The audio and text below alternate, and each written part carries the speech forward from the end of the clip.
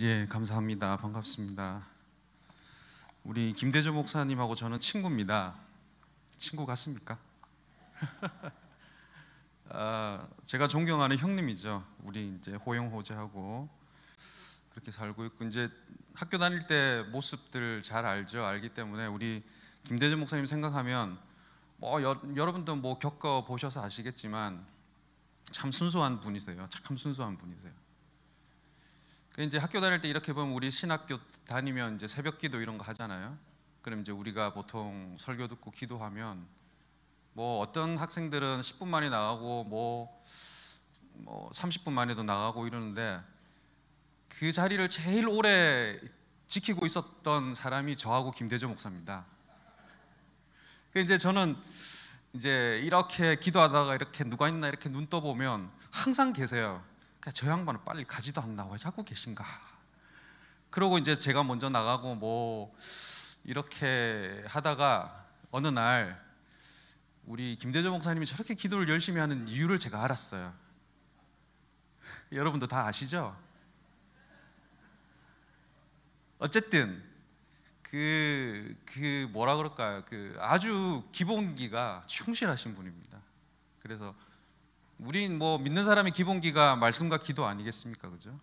이제 제가 신학생들 가르칠 때도 항상 그런 얘기 많이 하는데, 기도 많이 하시고 말씀 사랑하시고 또 그 말씀을 실제적으로 또 여러분들에게 전파하기 위해서 제자훈련, 또 한국의 제자훈련 최고의 권위자이신 우리 고옥하는 목사님 밑에서 이렇게 배우셨으니까 아주 그쪽에도 능통하시고 그런 분이십니다.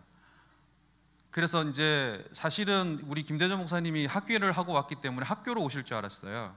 학교에서도 콜링이 있었거든요. 근데 이제 목회를 하시겠다고 하시면서 이렇게 목회를 하시는 거 이렇게 보니까 참 존경스럽고요. 살짝 내 마음을 이렇게 보여드리면 부럽습니다. 참 부럽습니다. 야, 나도 이런 목회 한번 해봤으면 좋겠다, 그런 마음이 있고요. 근데 참 뭐라 그럴까요? 참 여러분께도 부탁을 드리고 싶고 우리 김대조 목사님한테도 부탁을 드리고 싶은 거 뭔가 하면은, 우리 교회가 참 힘들잖아요. 그죠? 요새 한국이라는 사회에서 기독교인들이 교회가 설 자리가 참 힘든데, 이 교회만큼은 그 자리를 든든히 지켜주셔서 우리 민족의 아픔과 우리나라의 아픔을 치유하고 또 비전을 보여주고, 우리 교회를 통해서 또 나라가 새롭게 되는, 민족이 새롭게 되는, 또 세계가 새롭게 되는 그러한 사명들, 소명들을 여러분들이 잘 지켜주셨으면 좋겠다, 그런 부탁의 말씀을 드리고 싶습니다. 자, 오늘 이제 말씀의 제목이 실존에서 만나는 하나님인데, 사실 이제 실존이란 말은 철학적으로 풀면 굉장히 어려운데, 우리 김대조 목사님이 잘 말씀해 주셨어요. 우리의 삶에서 만나는 하나님입니다. 삶에서 만나는 하나님인데, 제가 왜 굳이 실존이란 말을 썼느냐 하면은, 우리 삶이 사실 녹록치 않잖아요. 그죠? 굉장히 단순한 것 같지만 복잡합니다. 굉장히 다양하고요. 그 다음에 오늘도 그 얘기 하겠지만 예측 불가입니다. 예측 불가고, 뭔가 이렇게 드러나 있는 것보다는 드러나지 않는 것들이 많이 있고요. 그래서 일종의 이제 우리 삶은, 저는 그렇게 생각합니다. 모순으로 가득 차 있는 삶이다. 그런데 이제 우리는 이거를 해결하려고 하잖아요. 사실은 이거를 해결하려고 많이 노력도 하고, 해결하려고 공부도 하고, 돈도 벌어보고, 좋은 직장도 다니고, 이런 일 저런 일들을 많이 하는데, 사실은 우리 삶에 있는 여러 가지 문제 자체는 해결되지 않습니다. 사실은 문제는 문제 그대로 남아있지만, 그 문제를 가지고 고통해하고 아파하고 해결해 나가는 그 과정에서 내가 성장을 하는 거죠. 내가 하나님을 만나는 거죠. 그래서 문제 자체는 그대로 있는 거예요, 항상. 그래서 우리의 실존에 일어나는 여러 가지 삶의 문제들을 오늘 본문에 빗대어 가지고 우리가 이런 문제들을 어떻게 해결할 수 있을까? 사실 제가 이제 해결이란 말의 정의를 잠깐 얘기했는데, 어떻게 뭐라 그럴까요? 이게 우리가 내 삶을 가지고 그 문제들을 해결하기보다는 문제를 살아낼 수 있을까? 이런 고민들을 우리가 할 수 있다라는 것입니다. 오늘 다윗의 공동체에서 나타난 하나님을 통해서 우리가 이 문제를 잠깐 살펴보도록 하겠습니다. 먼저 본문을 잠깐 함께 읽겠습니다. 우리가 아까 읽었지만 한 번 더 읽고 생각을 해보도록 하겠습니다. 30장 1절부터 3절까지입니다. 다 같이 읽도록 하겠습니다. 시글락에 이른 때에 아말렉 사람들이 이미 네겝과 시글락을 침노하였는데 그들이 시글락을 쳐서 불사르고 거기에 있는 젊거나 늙은 여인들은 한 사람도 죽이지 아니하고 다 사로잡아 끌고 자기의 길을 갔더라. 다윗과 그의 사람들이 성읍에 이르러 본즉 성읍이 불탔고 자기들의 아내와 자녀들이 사로잡혔는지라. 여러분 본문에서 보시면 알겠지만 다윗의 공동체에 생각지도 않은 사건이 벌어진 거예요. 옛날 그 부족들의 일에서 남자들의 일이 전쟁하는 거잖아요. 사실은 전쟁에 나가고 들어오고 막 이런 일들이 있었는데 잠깐 전쟁에 나갔다가 이렇게 들어오니까 자기의 본거지가 다 불타고 없어진 거예요. 그리고 자기 살아가는 가족들이 다 잡혀갔어요. 자기의 묻은 본거지가 근거들이 없어져 버린 그러한 일들을 우리가 볼 수 있습니다. 여기서 키워드 하나 우리가 얻을 수 있는 건 뭔가 하면은 우리가 항상 우리에게 닥치는 문제들은 예고하고 오지 않습니다. 그렇죠? 어느 날 갑자기 불현듯이 느닷없이 갑자기 이렇게 다가오는 게 우리의 문제의 특성인데 오늘 다윗 공동체가 만난 그 문제의 특성이 바로 그런 거예요. 오늘날 같으면 전쟁하면은 선전포고하죠, 그죠? 선전포고하고 뭐 이렇게 하는데 옛날 전쟁은 그런 것도 없어요. 그래서 일종의 게릴라전이에요. 게릴라전 특성은 뭔가 하면은 이게 예고 없이 일어나는 거예요. 언제 어디서 무슨 일이 벌어질지 아무도 몰라요. 그냥 빵빵빵빵빵 터지는 거예요. 우리의 삶도 이와 비슷하다 저는 그렇게 생각합니다. 우리에게 닥쳐지는 여러 가지 문제들이 예고하고 오는 것보다 예고하지 않고 어느 날 갑자기 느닷없이 그렇게 우리에게 다가오고 있는 사실을 우리가 볼 수 있습니다. 설상가상으로 전쟁을 하고 왔기 때문에 이 남자들이 굉장히 지쳐 있었고 몸과 마음이 굉장히 힘든 그러한 상태를 우리가 볼 수 있습니다. 그러면 이러한 상황을 어떻게 다윗의 공동체의 사람들이 해결해 나가는지 한번 보도록 하겠습니다. 4절을 읽겠습니다. 시작. 다윗과 그와 함께한 백성이 울 기력이 없도록 소리를 높여 울었더라. 지금 이 사람들이 뭐 하고 있습니까? 울고 있나요? 그죠? 울고 있습니다.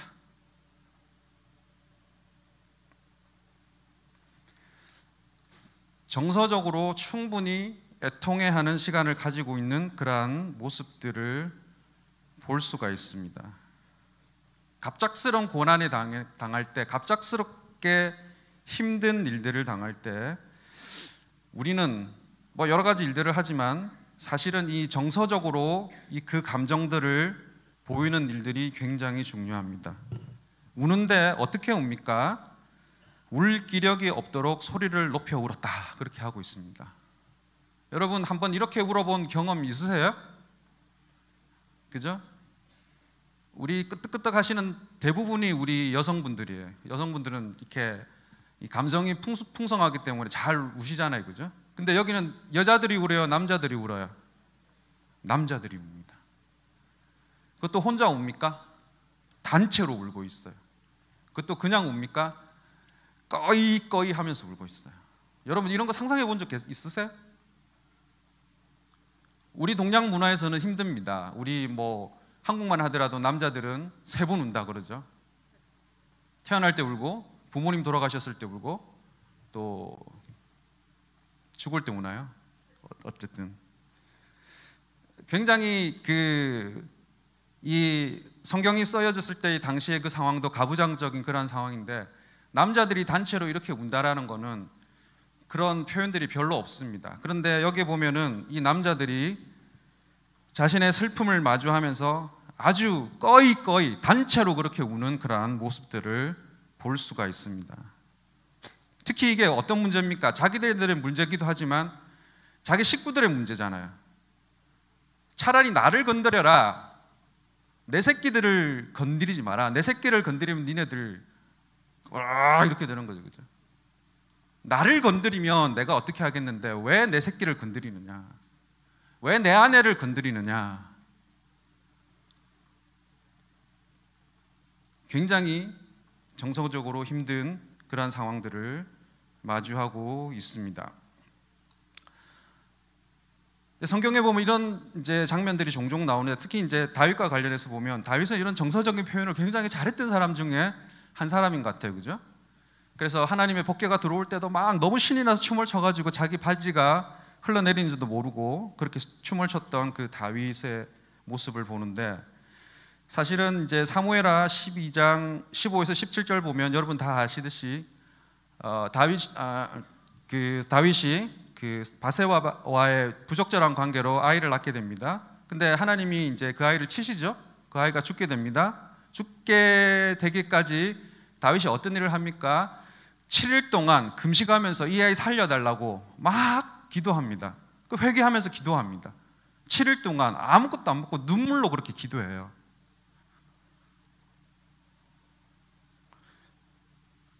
다윗은 이런 정서적인 표현을 참 잘했던 그러한 사람인 것 같습니다. 제가 생각할 때도 굉장히 잘한 것 같습니다. 참 잘 운 것 같습니다. 자신의 분노와 슬픔을 표현해낸 거죠. 아무도 모르게 혼자서 우는 것이 아니라 공동체의 문제를 안고 공동체가 함께 그 자기의 힘든 상황들을 풀어내는 것, 그런 것들을 볼 수 있습니다. 정신분석학적으로 얘기하면 자신의 고통을 훌륭하게 충분히 애도하는 시간을 가졌다고 볼 수 있습니다. 정신분석학자들에 따르면 오늘날 우리가 우울증이나 불면, 여러분 밤에 잠 잘 안 오시죠? 그런 분들이 많이 있는데 그 중에 가장 큰 이유 중에 하나가 뭔가 하면은 자기 자신이 당한 고통과 슬픔과 아픔을 충분히 살펴보지 못하고 충분히 애도하지 못하고 충분히 슬퍼하지 못했기 때문에 그 감정을 켜켜이 그냥 억압을 하는 거죠. 그래서 이제 무의식에 억압해가지고 그게 어느 날 이제 병리학적인 현상으로 나타난다, 그렇게 설명을 하고 있는데, 그런 것들을 극복하기 위해서 그 감정들을 드러내는 게 필요합니다. 우는 게 필요합니다. 정서적으로 애도하는 것들이 필요합니다. 그리고 say goodbye, 잘 보내야 됩니다. 오늘 다윗의 사람들이, 다윗과 다윗의 공동체가 그런 일들을 아주 잘하고 있는 것 같습니다. 오늘 이 자리에 있는 여러분들, 우리가 인생에서 만나는 문제들, 해결하지 못하는 문제들, 아직도 고민을 갖고 있는 문제들이 혹 있으시면, 그것들이 나를 힘들게 하면 여러분들이 한번 하나님 앞에서 깊이 기도하면서 한번 애도를 해야 됩니다. 근데 사실 이게 힘들어요. 용기가 필요해. 내가 갖고 있는 그 슬픈 감정, 슬픈 마음을 직면할 수 있는 용기가 필요한 거예요. 직면하시고 보고 슬퍼하고 say goodbye, 보내야 됩니다. 보내야 됩니다. 왜 그거 잡고 있어요? 보내십시오. 그렇게 보내셔서 여러분 마음에 평강이 있게 되기를 주님의 이름으로 축복합니다. 자, 그런데 이런 정서적인 해결만으로는 불충분하죠. 그런 이후에 우리 다윗의 공동체는 또 다른 해결 방법으로 나아가고 있습니다. 사실 이제 앞에 실존이란 말씀을 드렸는데, 실존 그러면 여러분들 이제 철학자 중에 생각나는 사람이 이제 키에르케고르가 생각이 나실 것입니다. 키에르케고르는 이제 실존 철학의 아버지라 이렇게 불리는데, 이제 키에르케고르가 이제 실존의 3단계를 얘기를 합니다. 3단계를 세 가지 양상을 얘기하는데, 첫 번째는 그 미학적인 단계, 굉장히 정서적인 단계 얘기하고, 그 다음에는 윤리적인 단계를 얘기합니다. 그리고 그 다음에는 종교적인 단계 안에 이제 일반 종교와 기독교적인 종교 이렇게 나누는데, 이런 실존의 3단계를 보더라도 사실은 이 정서적으로 굉장히 많이 고민하고 슬퍼하고 이렇게 했던 단계가 미학적인 단계, 제일 처음에 그런 단계로 있는 것들을 볼 수 있습니다. 그런데 이제 이 다윗의 공동체는 이 미학적인 단계를 넘어서서 윤리적인 단계, 종교적인 단계로 이렇게 올라가는 그러한 모습들을 볼 수 있습니다. 우리는 신앙인입니다. 그죠? 하나님을 믿습니다. 하나님을 믿음에도 불구하고 우리는 어떤 정신적인 요소가 있기 때문에, 또 감정적인 요소가 있기 때문에 감정적으로 해결해내는 일들이 필요하고요. 그 다음에는 영적인 단계로 우리가 올라가야 된다라는 것입니다. 오늘 본문에 보면은 그 영적인 단계를 우리가 볼 수가 있습니다. 7절 8절을 읽도록 하겠습니다. 시작. 다윗이 아히멜렉의 아들 제사장 아비아달에게 이르되 원하건대 에봇을 내게로 가져오라.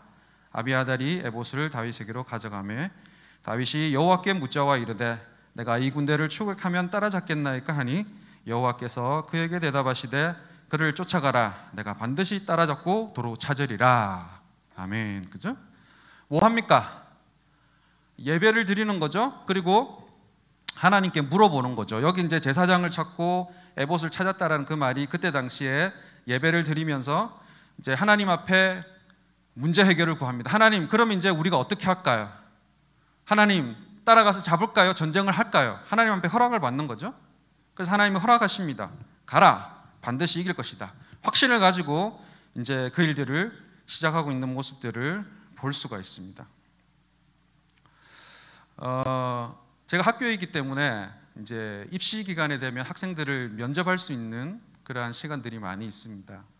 그러면 이제 면접 때 이런저런 질문을 하면 학생들이 많이 긴장을 하잖아요. 그래서 우리 교수들 입장은 학생들 그 긴장을 풀어주기 위해서 이제 농담 같은 질문을 이제 몇 개 던지는데, 이제 사실은 저희가 이제 기독교 교육과이기 때문에 이제 교회 다니는 아이들, 그것도 굉장히 충실히 잘 다니는 아이들이 옵니다.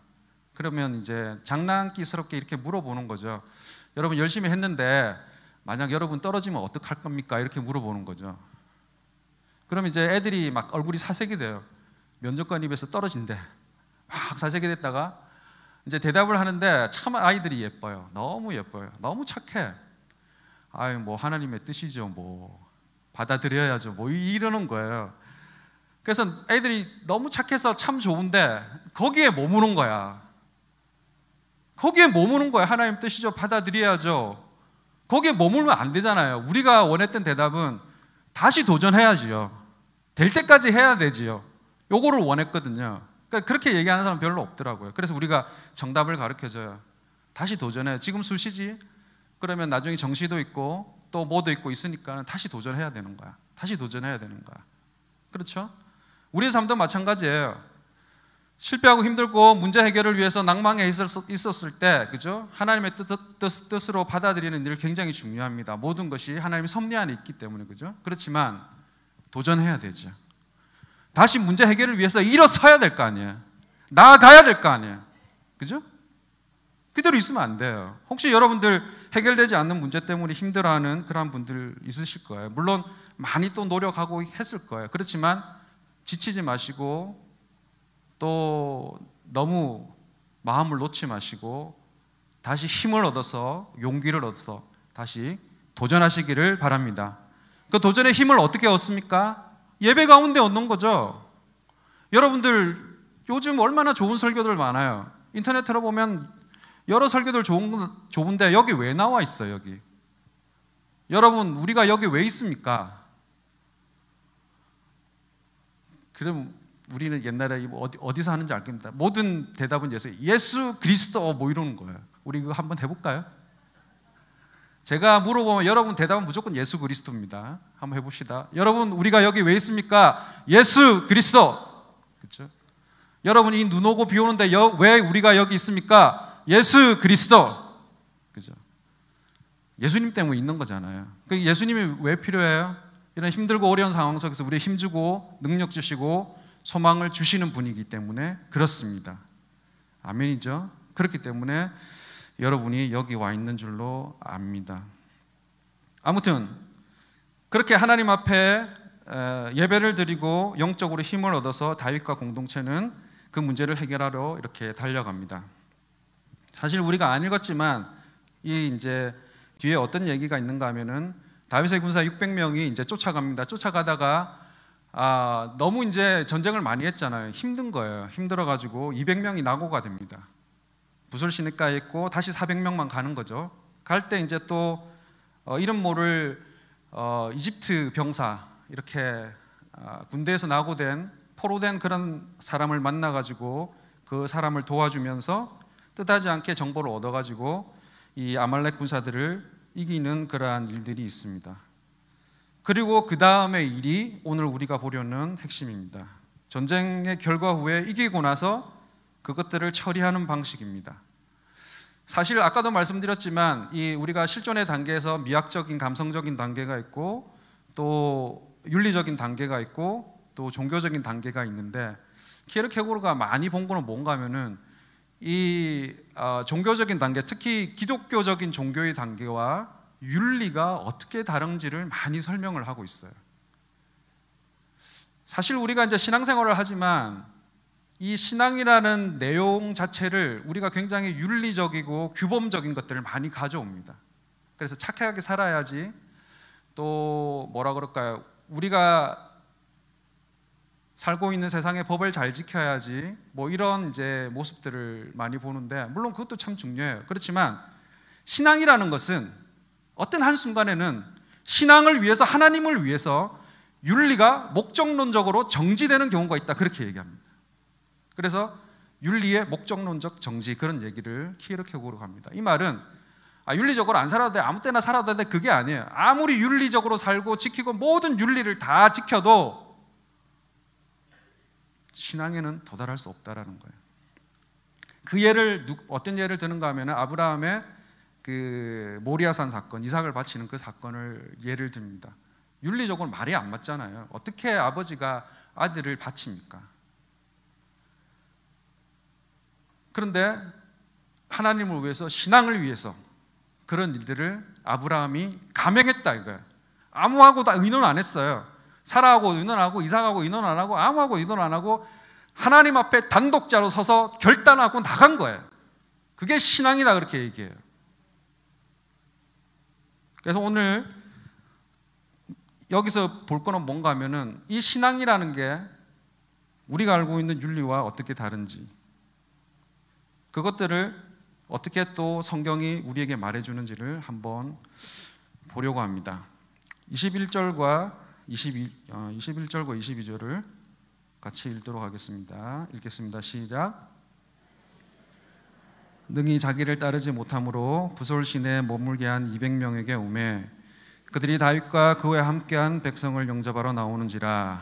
다윗이 그 백성에게 이르러 문안하매 다윗과 함께 갔던 자들 가운데 악한 자와 불량배들이 다 이르되 그들이 우리와 함께 가지 아니하였은즉 우리가 도로 찾은 물건은 무엇이든지 그들에게 주지 말고 각각 처자만 데리고 떠나가게 하라 하는지라. 자, 보니까 어떤 얘기인지 우리가 알 수 있습니다. 아까 얘기했죠. 600명 중에 200명은 낙오되고 400명만 남습니다. 그 사람들이 열심히 싸워가지고 이깁니다. 전리품들을 다 찾아옵니다. 그래서 다시 이제 자기 고향으로 돌아오면서 그 200명이 남아있는 그 부솔 시내에 머물게 되는 거죠. 머물게 되니까 이제 이 400명이 이제 요구를 합니다. 다윗, 우리의 대장 다윗이요, 우리가 보니까 우리가 열심히 싸웠지 않습니까? 우리 400명에게 모든 거를 다 주고 저 200명 앉아서 논 사람들에게 아무것도 주지 맙시다, 그런 얘기를 하는 거예요. 그죠? 굉장히 합리적이에요. 정당해요. 윤리적이에요. 규범적이에요. 그렇게 살아야 돼요. 이 시대가 얘기하는 정의와 공평을 얘기를 하는 것 같습니다. 그런데 이런 사람들을 오늘 성경은 뭐라고 얘기하는지 22절에 보면은 악한 자와 불량배들, 그렇게 얘기합니다. 다른 성경에 보면 야비한 사람이다, 그렇게 얘기합니다. 거두절미하고 악이라고 얘기합니다. 악. 이 사람들이 무슨 잘못을 저질렀어요? 도둑질을 했어요? 뭐 간음을 했어요? 뭐 윤리적으로 잘못한 게 뭐가 있습니까? 아니에요. 그죠? 열심히 싸웠어요. 열심히 일했어요. 그리고 이겼어요. 그리고 자기 것을 요구했어요. 정당하지 않습니까? 근데 왜 이런 사람들을 악한 자라고 그렇게 얘기를 한다는 말입니까? 그 문제 해결은 23절에 다윗의 말에서 있습니다. 23절을 같이 읽도록 하겠습니다. 시작. 다윗이 이르되 나의 형제들아 여호와께서 우리를 보호하시고 우리를 치러 온 군대를 우리 손에 넘기셨은즉 그가 우리에게 주신 것을 너희가 이같이 못하리라. 표준 세번역에는 이렇게 나와 있습니다. 동지들, 주님께서 우리를 지켜주셨고 우리에게 쳐들어온 습격자들을 우리 손에 넘겨주셨어. 주님께서 우리에게 주신 선물을 가지고 우리가 그렇게 처리해서는 안 돼요. 다윗의 이야기 키워드는 세 가지입니다. 동지, 주님이 하셨다, 그리고 선물입니다. 첫째, 동지의식입니다. 힘이 빠져서 아무것도 못한 200명이나 열심히 목숨을 걸고 최선을 다한 400명이나 똑같은 공동체의 일원 동지라는 것입니다. 똑같이 분배해야 된다는 것입니다. 자, 여기까지 보면 다윗이 무슨 이상주의적인 사회주의자 같습니다. 그러나 그 다음 말을 잘 봐야 됩니다. 그 다음 말에서 다윗의 진정성이 나타나는데 이 모든 일들이 하나님께서 지켜주심으로 가능했다라는 겁니다. 전쟁은 우리가 했지만, 우리가 싸웠지만 하나님이 지켜주시지 않으면 절대로 가능하지 못한 일들이 일어난 거니까 하나님이 하셨다라는 거예요. 하나님의 주권의식이에요. 우리가 열심히 살고 우리가 모든 것을 다해서 내가 가진 것 같지만 하나님이 지켜주시지 아니하시면, 하나님이 허락하지 아니하시면, 하나님이 인정하지 않으면 그거 아무것도 아니다 이거예요. 철저한 주권의식. 그리고 마지막에 강조한 것은 선물입니다. 선물 좋죠, 그죠? 네가 그렇게 열심히 했지만 네가 가진 거 다 내가 너한테 준 선물이야. 그러면 400명의 주장이 왜 악인지를 알게 됩니다. 잘 들어보십시오. 악이라는 것은 어떤 일의 성취에 대하여 그것의 공과를 따지느라 공동체를 와해시키려는 태도. 악이라는 것은 자신의 노력과 공로가 너무 커가지고 그 일에 하나님의 주권과 인도하심을 전혀 인정하지 않으려는 태도. 또 하나, 악이라는 것은 인생 그 자체가 선물과도 같은데 그 선물에 자신의 공로와 의를 주장하려는 그러한 태도입니다. 저도 이거 이렇게 보면서 많이 찔렸어요. 뭐 다른 것들 빼고 사실은 하나님께서 우리에게 주신 것 중에 정말 내 거다 할 수 있는 거 뭐가 있어요? 저는 내 자식이라고 생각했거든요. 얼마나 좋아요. 눈에 넣어도 안 아픈 내 새끼들. 근데 너무 좋으니까 뭐 합니까? 내 것 같이 막 다루려고 그래. 그리고 통제하려고 그래요. 막 통제하려고 그래요. 우리 아들이 둘인데 큰애가 이제 어저께 그저께 이렇게 조금 공부를 하기 위해서 이제 바깥으로 나갔어요. 얼마나 또 이렇게 불안합니까? 걔 가서 잘하나 어떻게 하나. 그래서 막 전화도 하고 막 그래요. 그러니까 이제 오늘 말씀을 준비하면서 보니까 내가 너무 이 아이의 삶을 통제하려고 그래요. 이제 대학생인데 통제하려고 그래요. 하나님이 주신 선물인데 그냥 좀 내버려두면 좋은데 왜 내가 이렇게 통제를 할까? 저도 이제 그런 마음이 있는 것 같고요. 이 컨트롤이라는 단어, 그죠? 우리가 사실은 어릴 때부터 공부하고 돈을 벌고 직장을 가지고 안정된 삶을 살기 원하는 그 핵심 중에 하나가 컨트롤이에요. 내가 모든 것을 다 통제하고 싶은 마음이에요. 통제하지 못하는 것은 다 내가 제껴놓고 내가 통제하는 삶을 살고 싶어서 그런 거예요. 그런데 인생이 어찌 그렇습니까? 그죠? 그렇지 못해요. 그죠? 그러니까 어떤 일이 있었는가 하면은 이제 어저께 아침에 거기서 오리엔테이션을 해야 되는데 이제 전화를 해보는 거죠. 근데 전화를 안 받아. 왜 안 받지? 계속 전화를 안 받아요. 그래서 얘가 자느라고 전화를 안 받나? 막 이렇게 마음속에 막 힘든 감정이 있는데 결국 이제 우리 아이한테 전화가 왔어요. 전화가 왔는데 하는 얘기가 아빠 내가 방을 정리해놓고 잠깐 나갔는데 기숙사 문이 잠겨버렸어. 그래서 들어가지 못하고 막 이렇게 있다가 이제 들어가서 겨우 이제 전화하는 거야. 뭐 이렇게 얘기를 하더라고요. 제가 그 상황을 생각을 했겠어요? 전혀 생각 못 한 거예요. 못 하니까 나는 내 감정에 막 있으니까 막 소리를 지르는 거야. 이야! 뭐 이러면서 그죠. 그리고 바로 형진아 미안해. 아빠가 화를 내서 너무 미안해. 아빠가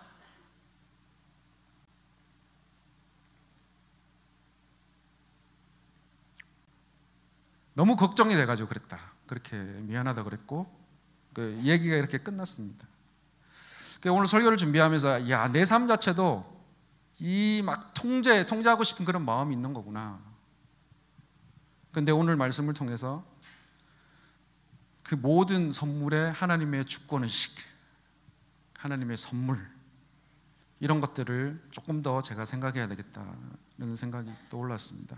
예수님의 비유가 떠오릅니다. 여러분 잘 알죠? 포도원 품꾼 비유입니다. 마태복음 20장에 아침 일찍부터 한 품꾼과 저녁 늦게 들어온 품꾼에게 똑같이 품삯을 지불합니다. 사람들이 뭐라 그럽니까? 주인이요, It's unfair. 공평하지 않습니다. 어떻게 10시간 일한 사람하고 1시간 일한 사람하고 똑같이 임금을 줍니까? 주인이 대답합니다. 하나님의 은혜는 인간의 능력과 수고에 의해서 배분하지 않고 인간이 만들어 놓은 윤리와 법을 뛰어넘는 초월의 영역에 있다는 것을 가르쳐 주는 것입니다. 여러분 이어령 선생님 잘 아시죠? 그분이 최근에 한 인터뷰를 여러분한테 좀 소개를 시키고 싶은데요. 이분이 이제 말기 암으로 고생하고 계세요. 그래서 곧 이렇게 하나님 앞에 가실 것 같은데 여러 인터뷰를 하다가 그 죽음에 대한 얘기를 이렇게 이야기를 하셨습니다. 하나님은 전능하시지만 병을 완치해 주시거나 죽음으로부터 도망치게 해주진 않잖아요. 다만 하나님도 인간이 너무 고통스러워하면 아주 잠깐 반짝 그 자비의 손으로 만져줄 때가 있잖아요. 우리가 배 아플 때 엄마 손은 약손 그러고 만져주면 반짝 낫는 것 같잖아요. 그러면 아주 반짝, 아주 잠시 고통이 사라지잖아요. 이분은 하나님을 너무 잘 아시는 것 같아요. 우리는 하나님을 어떻게 이해합니까? 내 머릿속에 있는 하나님, 내 뜻대로 돼야 되는 하나님, 마치 알라딘의 요술램프에 있는 요정과 같은 하나님, 나의 모든 소원을 다 들어줘야 되고 내가 하는 것 다 지켜주셔야 되고 나의 뜻대로 하시는 하나님. 만약에 그분이 하나님이라면 우리가 그분을 믿어야 될 이유가 뭐가 있습니까? 내 뜻대로 움직이시는 분인데. 하나님은 그런 분이 아닙니다. 내 생각과 윤리와 규범과 모든 상상을 초월해 계시는 분. 그러나 우리에게 아주 잠깐 찰나의 순간에 우리에게 오십니다. 그것이 은총입니다. 시간은 찰나지만 여운은 너무 길기 때문에 그 여운을 가지고 우리가 살아갈 수 있는 것입니다. 영혼 속에 있는 존재를 우리가 어떻게 이해합니까? 그러나 그분은 잠깐 우리의 삶에 들어오십니다. 이혜령 선생님이 말씀하셨던 그 반짝 낳는 것처럼 반짝 은혜를 주시고 반짝 기쁨을 주시고 반짝 위로를 주십니다. 그러나 그 찰나의 순간은 너무나 강렬하고 분명하게 우리에게 오시기 때문에 그 당신의 당신다웠음을 선포하는 그 시간인 것입니다. 이 예배의 자리가 그 시간이신 겁니다. 이 하나님의 하나님다우심이 선포되는 이 자리에 여러분들의 그 하나님의 은총으로 가득 차기를 주님의 이름으로 축복합니다. 어떻게 보면 우리의 인생 자체는 복잡하고 어렵고 어떻게 보면 또 불공평 그 자체입니다. 그러나 하나님의 은혜가 임하면 반짝 순간 찰나의 순간 그 은혜가 임하면 은총이 임하면 그 모든 것이 문제가 되지 않습니다. 문제가 사라져서 그렇습니까? 고통이 사라져서 그렇습니까? 아닙니다. 그대로 있습니다. 그러나 은혜가 임하면 문제가 되지 않는다는 것입니다. 우리의 정서를 넘어서, 우리의 윤리를 넘어서, 우리의 규범을 넘어서 초월해 계신 그 하나님을 우리가 만났기 때문에,